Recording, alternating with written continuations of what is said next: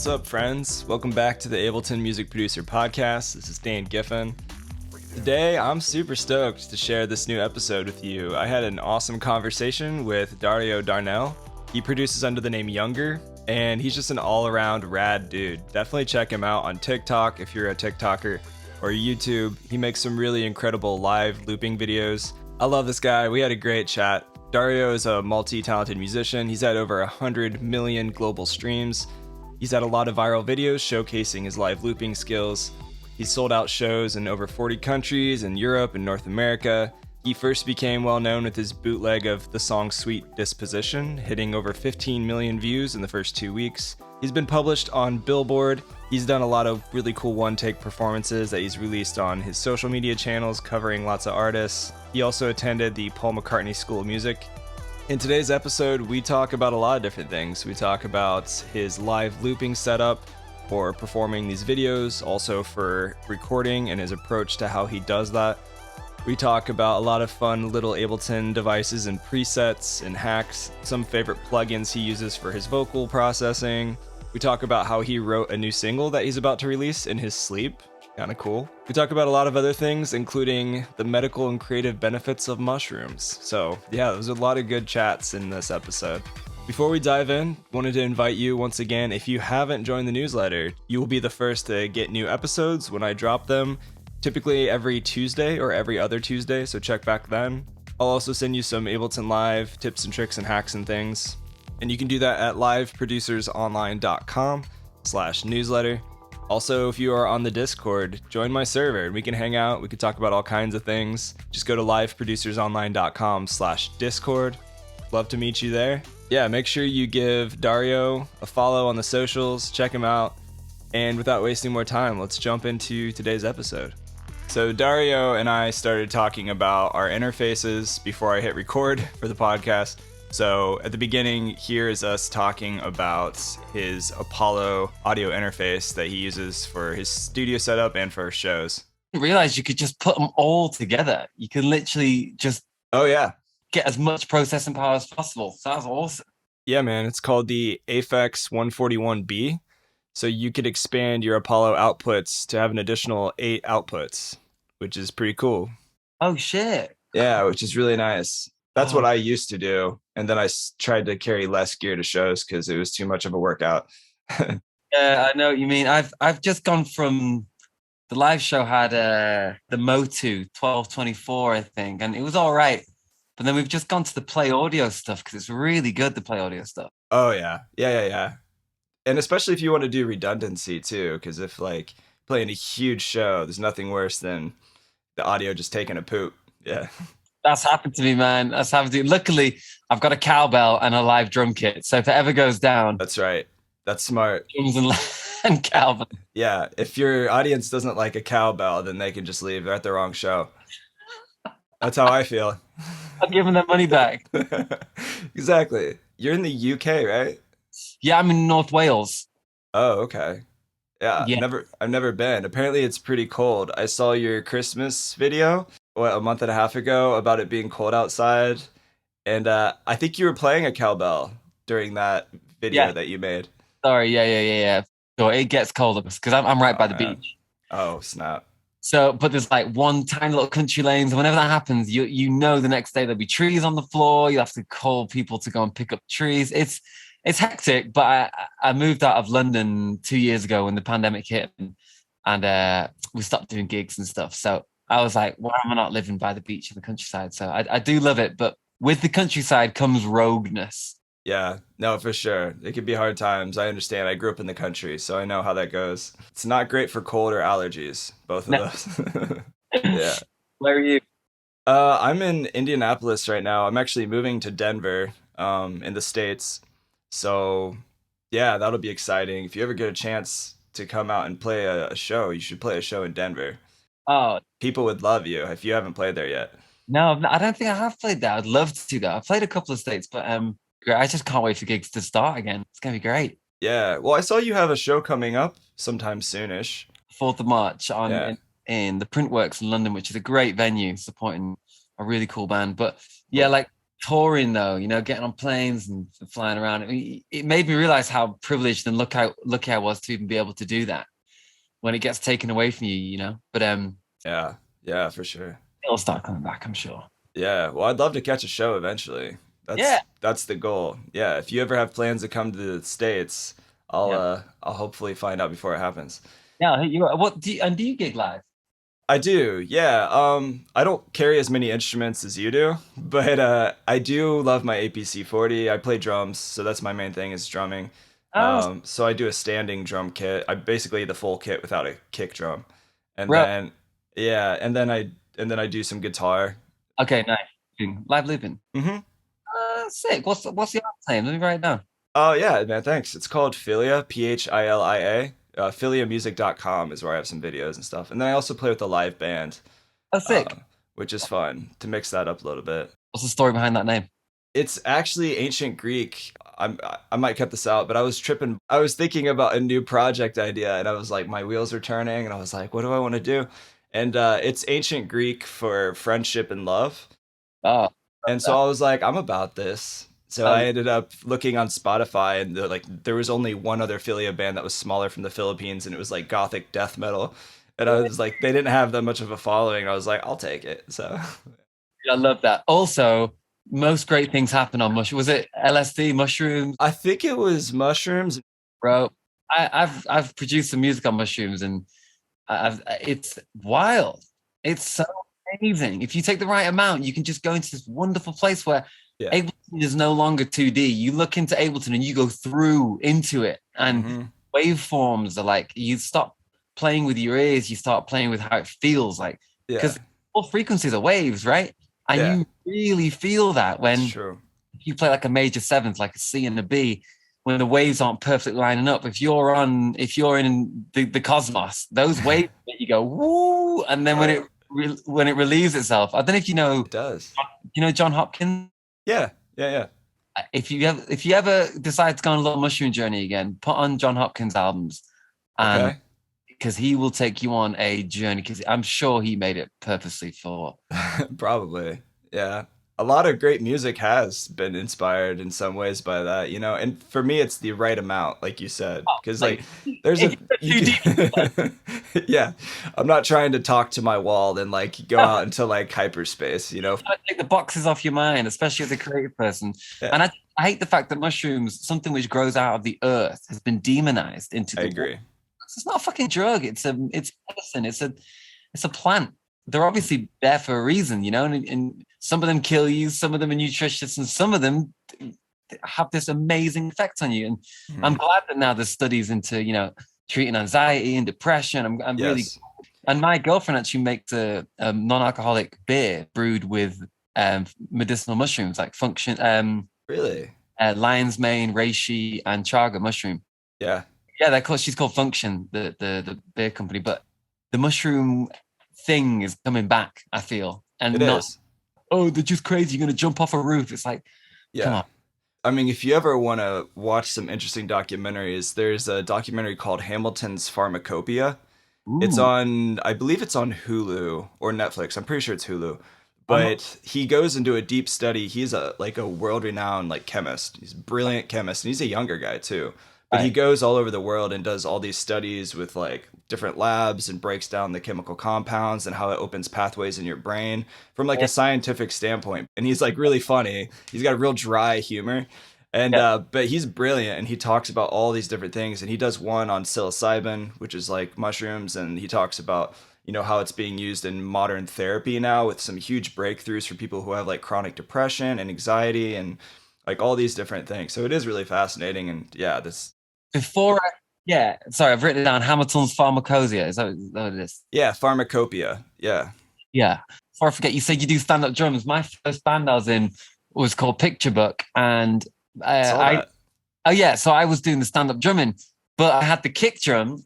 I forgot what model it is. It was out of the Roland SPDS, and you could connect a trigger, and it was like a black pad with a rubber ball on it. Yeah, yeah. So I had that backwards with a kick pedal with my heel. Oh, interesting. Impossible to do it forward. You'll get cramp in your thighs. Yeah, yeah. I'm telling you, try next time putting it at the back and do it with your heel. It's easy, bro. Okay. I've never tried that. That's interesting. Give it a go. Okay. Yeah, I will. I will definitely do that. Yeah, I've got an electric kit as well, so that would be easy to do. Oh, super easy. Just flip it around. The one thing that doesn't work if you have a kick drum, that's the white pad, that kick drum. Yeah. Look, it's quite hard because when you're doing the heel, it'll hit it sooner. The thing that's good about that black pad is, do you remember that kick pedal that comes out and it kind of goes, it's like a weird, Yeah. I can't explain it, but if you're doing it normally and it's like that, it'll be quite awkward. You need the black pad to be down and On the floor. Yeah, so the pad is on the floor and the kick pedal's flopping all the way to the floor. Yeah. That's what you need. That and makes sense. Might change your life. Might be, yeah, honestly. It sounds amazing. Well, the kick. Anyway, sorry. No, you're cool, man. This is great. I could talk about this stuff all day, but I want to get to know you better. First of all, like I found you through my girlfriend. She's a big fan. She's like, tell him I said hey, and she found you on TikTok. She's a big TikToker, and Cool. I think it was your Limp Bizkit remix. You did a remix of that, and it was awesome. Like, it was like the same song, but like a mashup. It was cool, and then so I realized later that I saw your Sweet Disposition bootleg of the live video that you had that went viral, that was like pretty big and blew up, and that was a big part of like Youngr getting more discovered, right? Was that video? Oh, 100%. That was the Yeah. start of every Sweet Disposition. I just had a lot less hair back then. Yeah, that's true. That's true. The hair adds a lot though. It's nice. It's good stage presence, really. It's its own thing. But I love it. Yeah, thank you, bro. Yeah, I guess a little bit going farther back, how did you get started with music, and then maybe how did that lead you into Ableton Live? I know you mentioned you had your picture book project. That was with your brother, right? Oh, bro, yeah, we were in Liverpool. I went to LIPA, which was Paul McCartney's School of Performing Arts and all this. And it was wicked community of people and Nice. just so creative. Yeah. And it was there that I met the girl, Greta Svava Beck, she was called. She later went on to sing on Deadmau5 track, Raise Your Weapon. Yeah, I saw that. Yeah. Yeah. So we did that together. So she's doing great things and she's got her own artist thing now.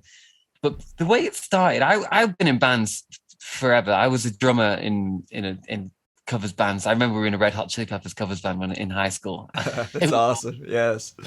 I first learned drums when I was 11, so we went on to be in bands, all with my brother, rock bands. Our favorite bands were Incubus, Limp Bizkit, Korn, Slipknot, all those guys. And then we went to uni, went to LIPA, and I remember I was playing in a bar in Liverpool. I used to play for £50 a night from 10 p.m. to 2 a.m. It was the open mic house band, and I was the drummer. And so all the people from uni would come down and we'd play Superstition and we'd play James Brown. We play all the good covers. And Yes. one night, because Picture Book was using Ableton to do. Well, no, we were using Cubase. I think like early we were using Cubase to like have our MIDI plugged into. And Ableton came out. And my brother's always one step ahead of me. He's always like, "Yo, bro, we should check out this Ableton thing. It seems like it could be good live." Anyway. I'm always like, no, man, I like Cubase, bro. We know how to use Cubase. It's like, no, man, you got future. Followed his path and ended up with Ableton. And one night after the gig, I remember coming back at 2:30 a.m. back to the studio to drop my drums off, which I do every night out of the car. And I was like, you know what? I'm just going to open up Ableton. I was a bit buzzed. I was a bit like awake. And I'd also just downloaded, I think, an a cappella pack and what's his name? Calvin Harris acapella was in Flashback. This is like a flashback. Is like, and I was like, oh, that's cool. And then someone was telling me about Clip View, about how you could just loop and never press stop. So I put his vocal in and I was like, well, if I can get enough parts to build, so I hit the drums on the drop without having to press stop, that could be a cool concept. So the thing, I did a keys line. I was like, oh, let me do some congas. Then I did like a vocal thing. And then I had the bass line. And then I was like, oh shit, I'm just going to start drumming now. And it just worked. I was like, wow, that was that. And then I went on till about 7 a.m. that day and had a camcorder and I filmed myself doing that live take. And that was the first time I ever did the concept of Youngr. Okay. Yeah. It's somewhere online. I'll send you the link. It's called Youngr Flashback. It's in black and white. I'm literally wearing my show clothes. I used to wear an Applejack, like a flat cap, with braces like suspenders and a white shirt. I'm literally in my show clothes. Awesome.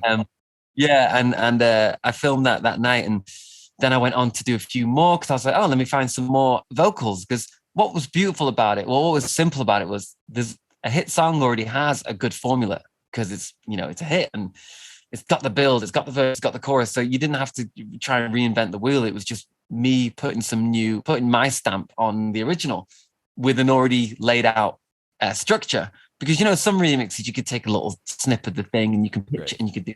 I wanted to try and do the whole song just with new music. So that's kind of where the whole thing started was then, which would have been probably when I was 21. So that's now 11 years ago. That was Wow, probably, that's yeah. wild.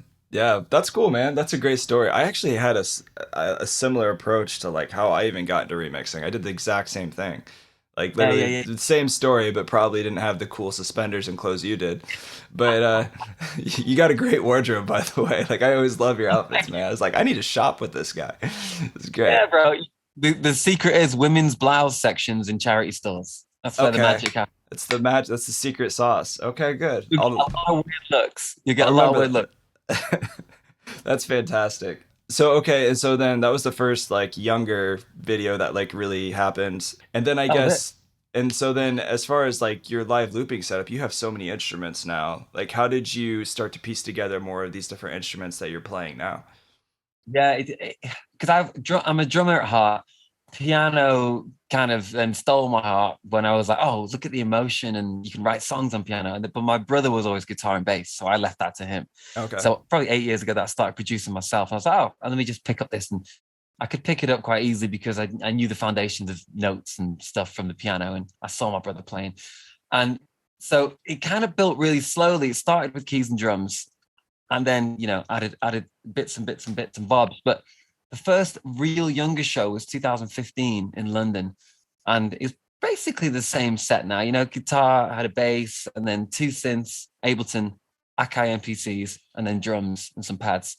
So it's kind of stayed like that. I've added bits and bobs. I've added a few loopers, a few vocoders, like little bits and bobs. But it was the necessity of because I was so used to hearing live bass and guitar in anything I did. I was like, well, I kind of want that. So that's kind of how it made its way into the live looping. And I just had to get a sound card that would allow me to record in all that stuff. Yeah. Yeah, Mm. computer struggles could be real for sure when you're having that many audio inputs running at one time and looping all of them and all that stuff. Yeah, it was heck.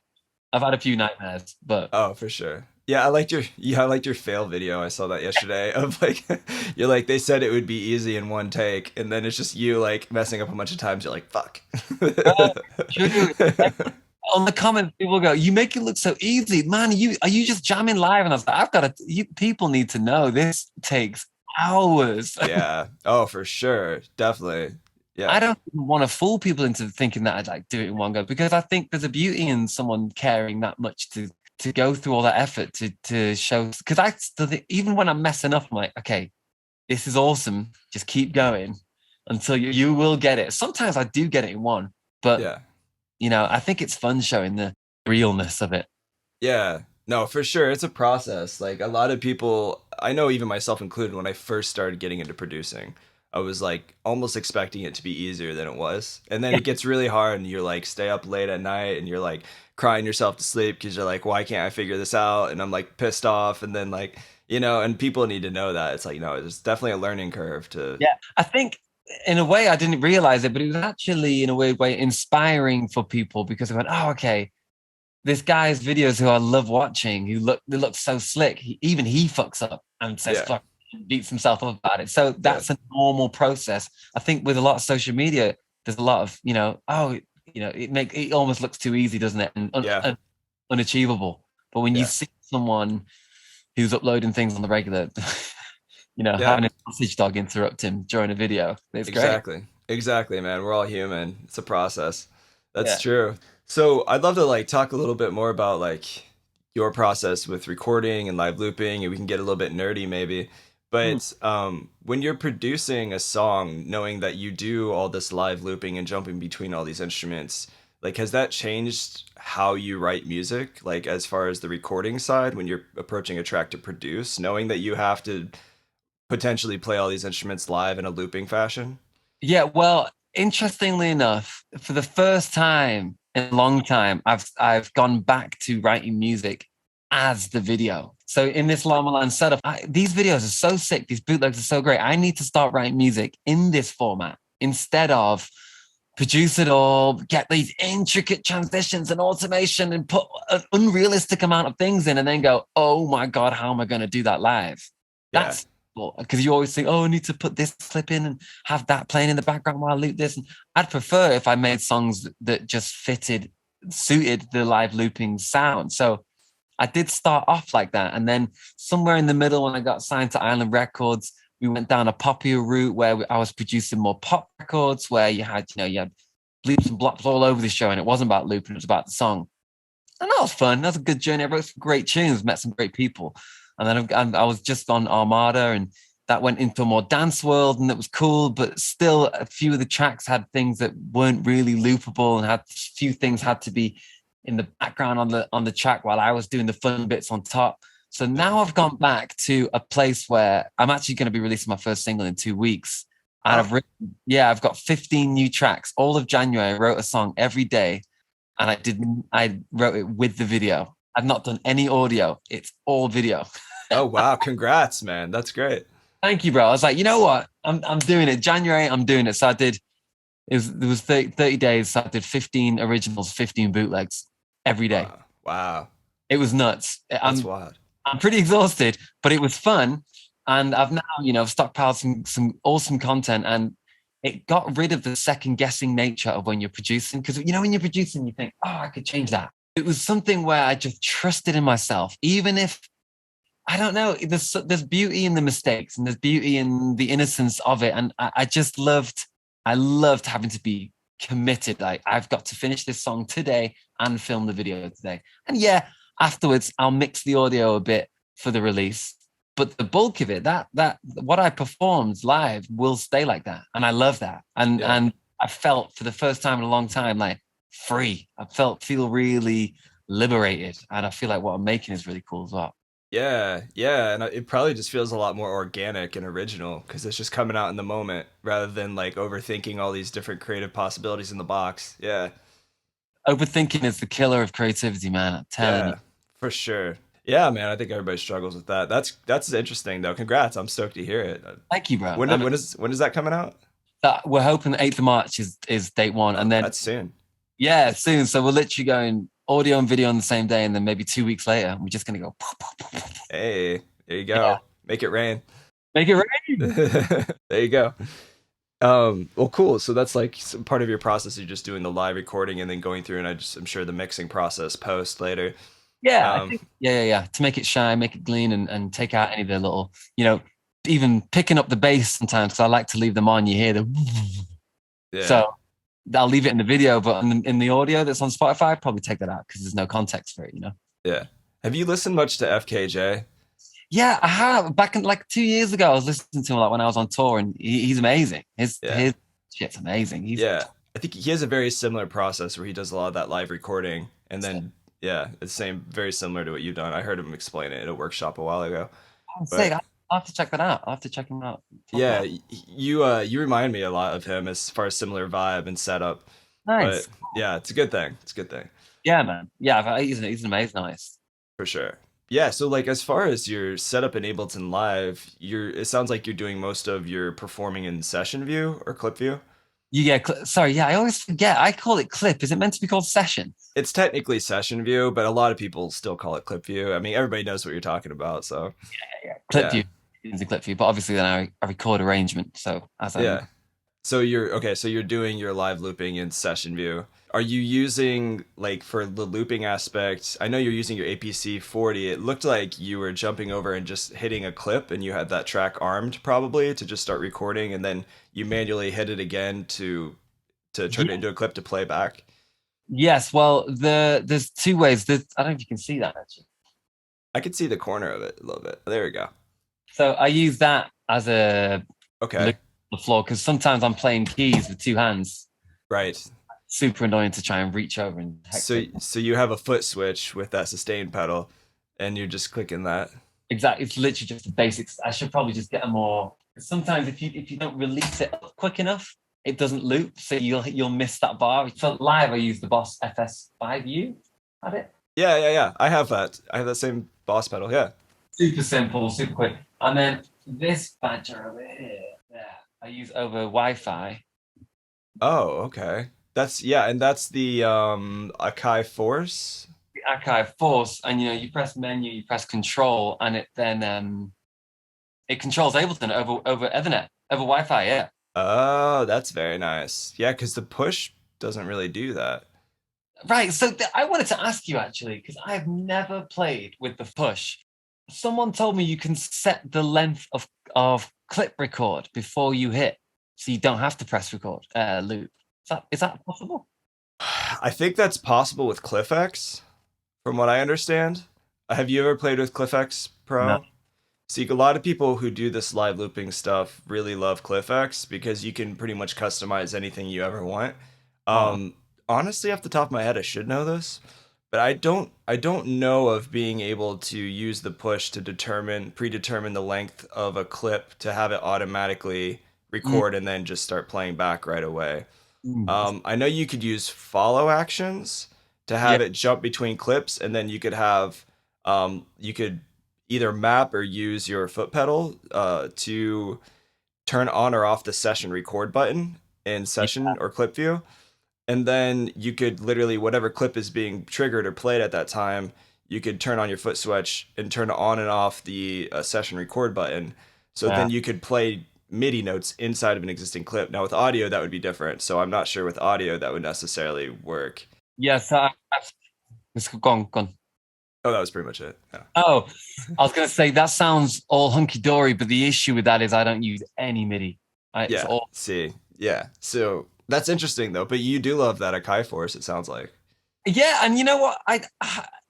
They sent it me amazingly to kind of play around with like 2 years ago now, and I used it a bit. But like the inbuilt, they've just come out with the Mellotron, and they've come out with another synth, a bass synth, and but the game changer is the auto tune and the vocal harmonizer that they've got in their engine. Oh, nice. Vocal Nice. engines all the time. So to have that as just a quick boo and then loop it in the Yeah. same box, Yeah. switching the inbuilt Force sounds and the Ableton sounds is really quick and just super cool. And now what I haven't tried is doing it live yet. I just don't know if I would trust connecting over Wi-Fi Mm. live show. That terrifies me. Yeah, you would definitely want to have your own like your own router that For you would just sure. run Ethernet into and set up your own Wi-Fi network and not trust the venue. Yeah, that's an option. But what I really wanted to do is just have it via USB. If they can just create it, basically the updated APC40. Because the issue with this fucker is, firstly, you can't. There's no names on it. You can't see what the fuck's what. You have to remember, Yeah. which is fine. Which you get used to. But when you do a clip, you can't undo or delete on the thing. Yeah. With that, there's just a delete button. Undo. You can copy. You can move. Just at the, Well, actually you can delete clips I believe on the APC40. You would use an app like Quick Keys or Bohm's MIDI translator, and then you could turn a MIDI command on your APC into a keystroke, which would be the delete button. you tell me something that I've been trying to do for 7 years. That's Um, interesting though. But yeah, with the push, I mean, the push is basically just a slave to Ableton, right? So I mean, if you wanted to set up your own auto tune, I mean, you have an Apollo, right? The Universal Audio Apollo. Have you used their auto tune? yeah, it's great. It's great. Yeah. So that would save your computer from having any issues, and you could run that with Ableton's vocoder, which is native and very CPU friendly. Yeah, it's not as good though. I can't make it sound as good as the engine in that bad boy or the TC Helicon I use a lot. The engine on that's really Oh good. yeah. Oh yeah, I've heard good things about that Yeah, for it's just sure. maybe I need to dive deeper into the Ableton vocoder if you think it's legit. You could do cool stuff with it. Yeah, I mean, a lot of people use Operator to run it with it, and so just using Ableton's Operator with MIDI notes on another track, and then you just Right. route that into the vocoder, and then you could have MIDI running out of your keyboard too, and then be playing the notes that you're singing with Ableton's vocoder. Yeah, I prefer to have it on set notes so I don't have to input MIDI into it. Okay, yeah. See, yeah, you could do that too. Yeah, Yeah. for sure. There's a really good YouTube tutorial on how to use Ableton's vocoder by Ill Factor. He was on the podcast a while ago, but he talks about how he uses vocoder for Sia's lead vocals using Ableton's analog instrument. Yeah, the vocoder video on YouTube is by Beat Academy. It's nice. There's some really good like vocoder presets out there that I know some people have shared. No. But anyway, yeah, I mean the push also has a foot switch too, so you could record automatically, you know, an audio clip as well on that if you wanted to. I just have to double check as far as having it automatically just record for a certain amount of time. I don't know if you could do that and have it play back without using CliffX. Yeah, but you know, to be honest, that's a minor feature. I prefer, you know, if I want to jam a bit longer, to have that freedom and not be like, onto a sure. Yeah, I've been really weary of Ableton's looper because several reasons. You know, if you're changing the tempo, it can also change the pitch. Dude, I just and if sometimes if you miss the very beginning of the downbeat, it'll cut that piece off and it can be weird.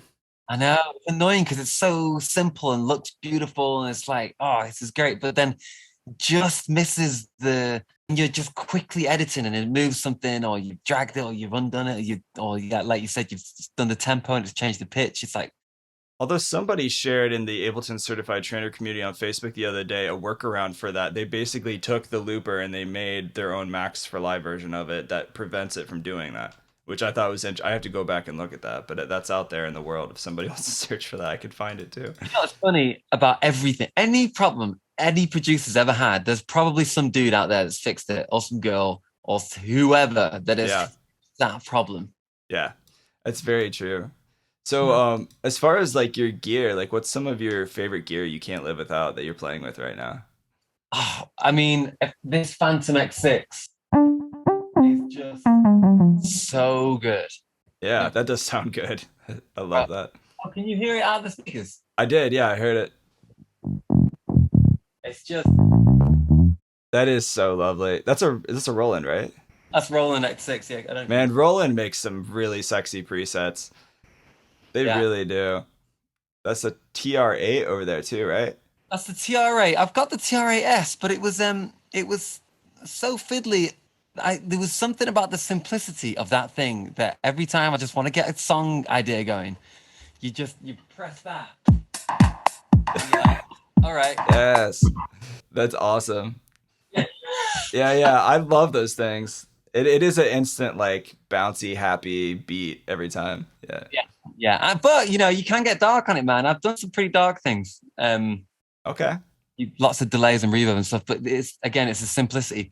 But the thing, the synth that I just absolutely love is this. I bought it in London in a synth random keyboard store in Denmark, on Denmark Street.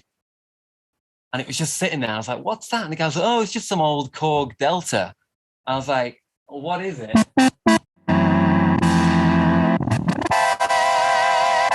It's so thick. That sounds thick, man. The audio is cutting in and out. So, because I think there's Zoom will try to suppress background noise. So it's like, yeah. Okay.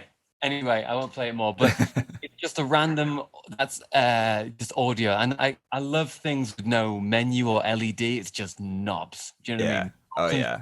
Yeah. If you don't remember what that setting was, then you've lost it. Basically. Yeah. I mean, that was a nice thing about the Moog Sub 37 that I have. Like, I bet you would shred on this thing because you're way more of a keys player than I am. But this thing is really fun because you can just turn all the knobs and get the weirdest, craziest sounds out of these two oscillators. But then you can save it into the brain of it so that it just automatically recalls the knobs, which is really nice. I think I did have one of them for a while, and it was super awesome.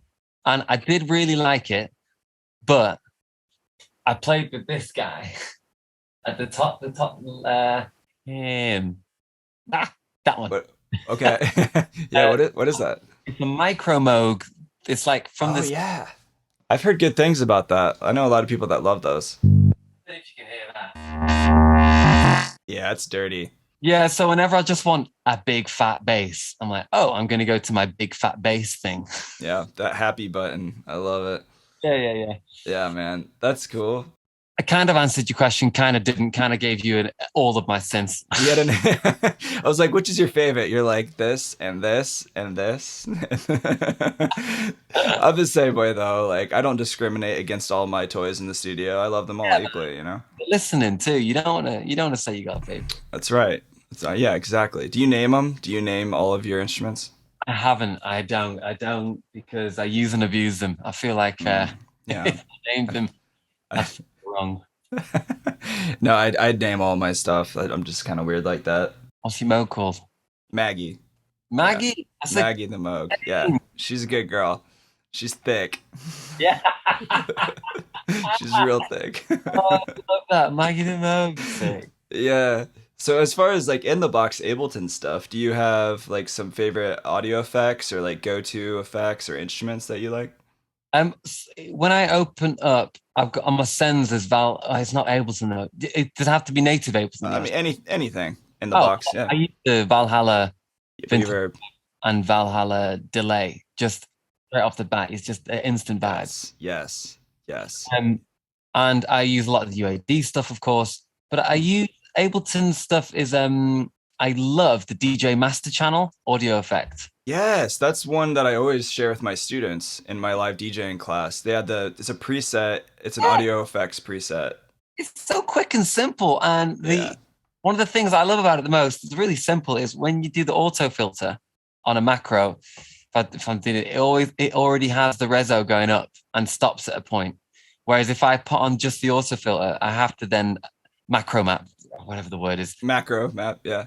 come out to the fader to the reso and then do all the settings. But the fact that it's already done there and it's one knob, it's great. And there's the reverb and there's the low cut. So it's just, and if something takes too much of my time fiddling about, it's gone. That synth melody idea that I had or that vocal I was about to come in on, that idea might go. So any instrument or rack that's going to help me with just quickness is always my friend.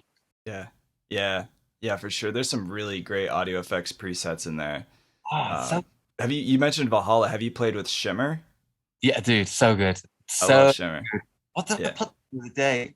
Oh, it's the little white one, isn't it? The is that Shimmer? Yeah. Yeah, yeah.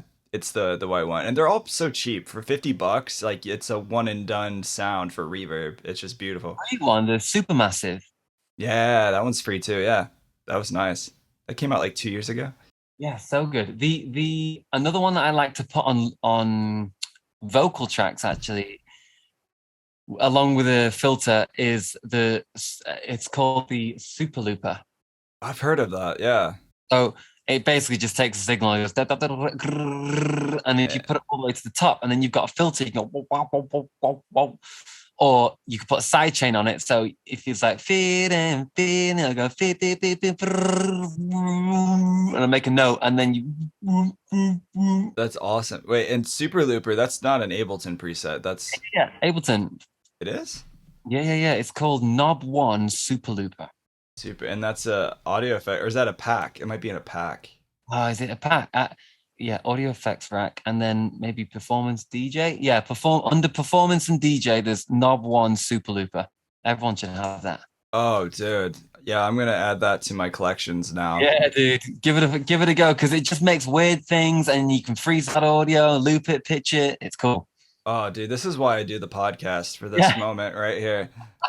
Yeah, I love this. That's yeah. cool. That's funny because I wish I would have known about that because I made my own version of that Oh, in my own DJ rack that I gave to my membership. sick. But this could have been easier. I could have just sent them this and be like, here you go. Here you go. Yeah, man, this is cool. Yeah, any other like plugins that you love or effects that you use for certain instruments or sounds that you play? So vocals, I use some. I like I said, the ease of the RVox mono. Have you used that? Waves. Mm-mm. No, I've kind of steered away from Waves because it's really buggy with the new M1 MacBooks. Oh shit, that's why And I'm not getting one. That's why. yeah, dude, I just gave up on Waves because of that. I feel like they just stopped updating their plugins after a while. I'm terrified of it because I really want a faster Mac, but my brother's got it and he was like, yeah, my Real Pro in UAD just doesn't work in my sender. So I am editing this part of the podcast to let you guys know that I did a little bit of homework and research with version 13 on Waves plugins. It looks like last year they did update, and it says all of their newest Waves 13 version plugins should work on a Mac M1. Also, I did some research on the UAD side. I also own some UAD hardware, and the plugins do work, but you have to do a special restart in Mac Recovery to have the plugins run and enable permissions. So for the M1, it should work on Waves and UAD.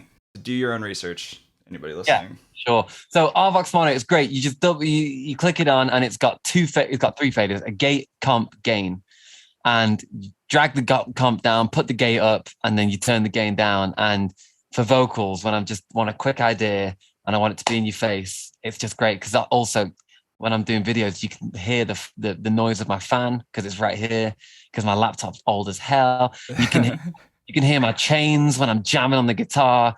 So I bust that gate up quite high, make sure I'm quite close to the mic, and then turn the gain down a bit. Yeah. Decapitator, it's good for just, I take the low off and I put the high a bit, and then a little bit of drive, not too much, but it's again a quick EQ. Yeah. And then the Pro the FabFilter Pro EQ usually goes on afterwards. Pro Q3 was a nice update with the dynamic EQ. That's what I've got, the Pro Q3 with the dips, like a multi-band kind of. And then usually the Alter Boy, little Alter Boy sound toys. Yeah, for like some pitch stuff. Yeah, I've been playing a lot around with them Foreman things. I mean, I've known about it for ages, but it's the first time I've done it on my own vocal because I was like, every time I bootleg a vocal, I put it on the bootleg vocal, but if I ever do my own, I never do it on that. So I was like, let me just treat my own voice as a bootleg. So that's like the Limp Bizkit vocal. I was at the beginning going, move in, now move out, hands up, the hands down, back up. And it was cool. But then I went, move in, now move out, hands up. I was like, oh, that's even cool. That was Alter Boy. Nice. It sounded good. It sounded really good. That was the first video I saw of you, and I was like, what? This is dope. Yeah. Thank you, bro. It's funny, man. Fred Durst just commented, he put a lightning bolt on the Sweet Disposition video I uploaded to TikTok of the Morning Glory one, the one you would have seen. Yeah. Just put two lightning emojis. And I remember I read it. I had coronavirus, sat on my sofa last summer watching the football, being like, what the fuck? Fred Durst just commented on my video. That's awesome. Yeah, for good reasons. Yeah, it was a good video, man. You should be proud of it. I appreciate it. So I just, in my back of my head, I was like, I've got to do a Limp Bizkit video because I grew up learning those drum beats. John Otto, take us to the Matthews Bridge. Oh yeah, that was like my jam. So, when I finally did it, I was really humbled by him. I mean, he retweeted it and he was commenting saying he loved this, and it was a really surreal moment and a bit of a pat on the back for like, all right, you're doing something good. Keep doing your thing. But that was sorry, we got that. I don't know how we got there, but that was because that's pretty awesome though. Well, do you have that recognition from somebody who has been doing it for so long and has like a solid following like that? Like that's got to be great confirmation for you, especially when you're like under the weather, hit with like COVID. That's a nice little like pick me up. Oh, big time. Yeah, I appreciate all his creative output, man. He's done some great shit. That's great. Mm-hmm. Yeah. You mentioned like Pro Q3 and some like EQ plugin stuff. Have you ever played with Soothe too? Oh, I use that all the time. Soothe's great. I love that. That's my number one as far as like any mixing plugins. I love that thing. So when I'm doing the mix for the video or the mix for the final master, that goes on either on the master or sometimes on like the a guitar channel. If I'm doing it like takes out that frequency, that really horrible guitar, that note. It'll just find it sometimes. And Soothe good. Also, I reckon every project I've ever done in my whole entire life has had auto filter on it. Every single one. Yes, me too. Ableton auto filter. It's just so quick, so easy. Sounds great. Done, right? Yep. Instant wobbles too. Just makes nice little wiggly sounds. Yeah. It's lovely with the envelope. So as far as the video side of things, like, do you do a lot of your own video editing, like yourself? I do it all. I was using a guy out of Copenhagen, a really talented guy. And It just, the file sizes got so ridiculous to upload 6 gigabytes of GoPro footage and then him send it back. And you know what? I can learn this surely. So I use Adobe Premiere now. Okay. Yeah, that's standard. Yeah. It's because he used it. So I was like, we should be able to send each other sessions kind of. This is confirmation I need to get into Premiere a little more because I've been wanting to do the same thing and I just got like a free copy. So I was like, I should probably just do it. Premiere's great. What did you use? I was playing with DaVinci a little bit, which is awesome. I love DaVinci. It's free. No, I didn't know that. Cool. Yeah. There's a upgraded version that I think gives you like more presets and templates and things, and you pretty much do everything you want to do on the free version, which is super nice. That like DaVinci Resolve, that they just gave that away. Blackmagic was like, here you go. Here's an amazing software that's used by like Hollywood and everybody else. It's for free. Yeah, so nice. I've been diving deeper into like playing with the Resolume. I know I've mentioned it on the podcast a few times, but it's like VJing, like video DJing. Oh, let me write that down.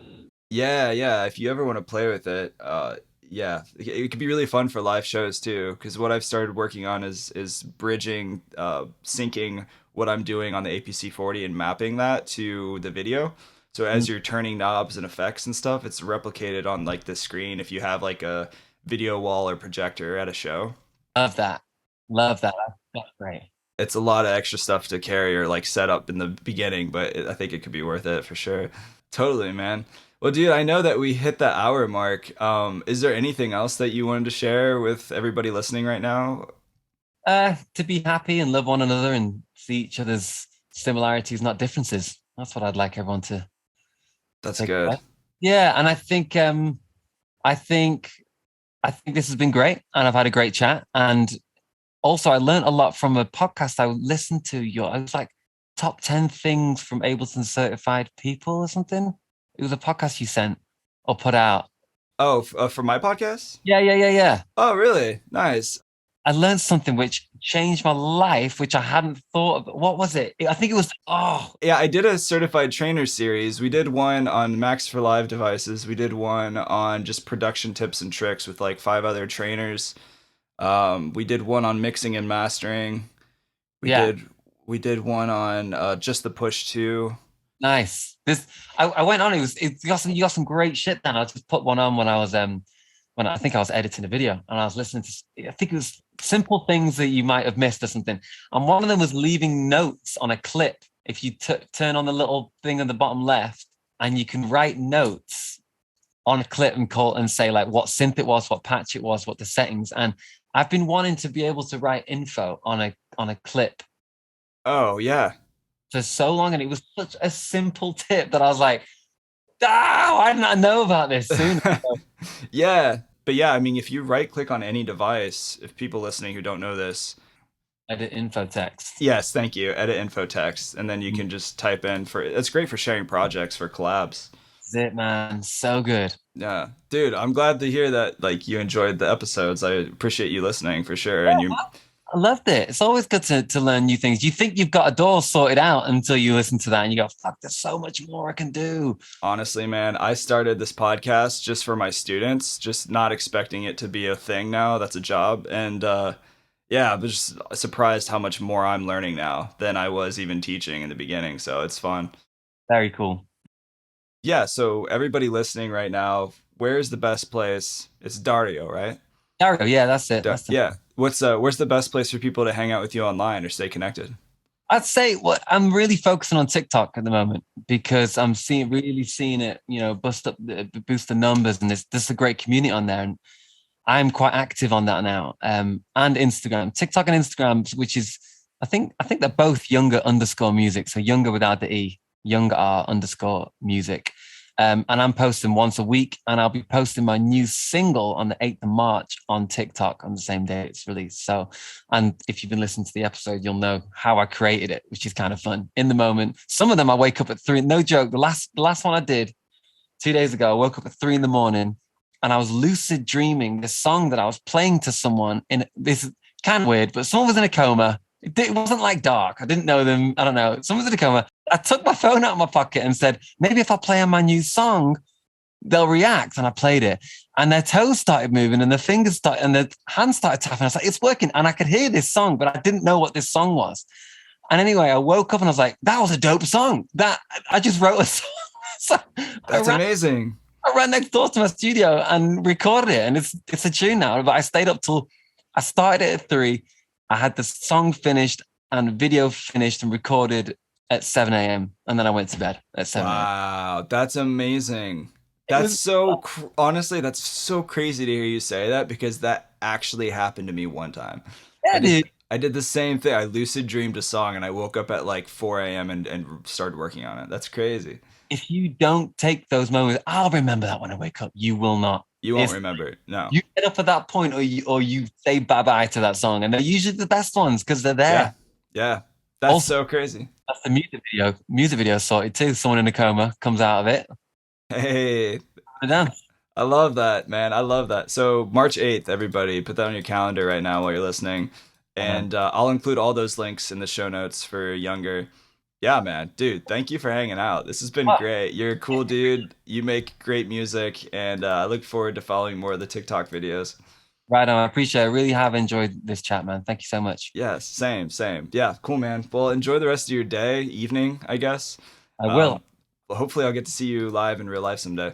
Yeah, man. If I come over to the States, I'll hit you up. We'll have an Ableton geek out. Yes, let's do it. I'm down. All right, man. I'll catch you soon. All right, peace. Bye. Bye.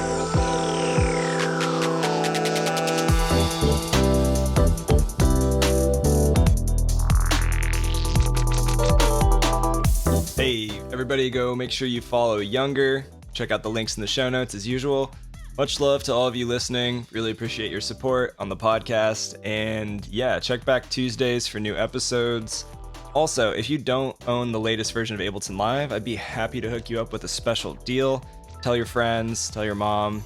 Then go to liveproducersonline.com/buyableton, and you can find out more details about purchasing it there. Also, join the newsletter if you want content and the latest episodes coming out. Go to liveproducersonline.com/newsletter. Have an amazing week. Go make some hot tracks, and I'll see you next time.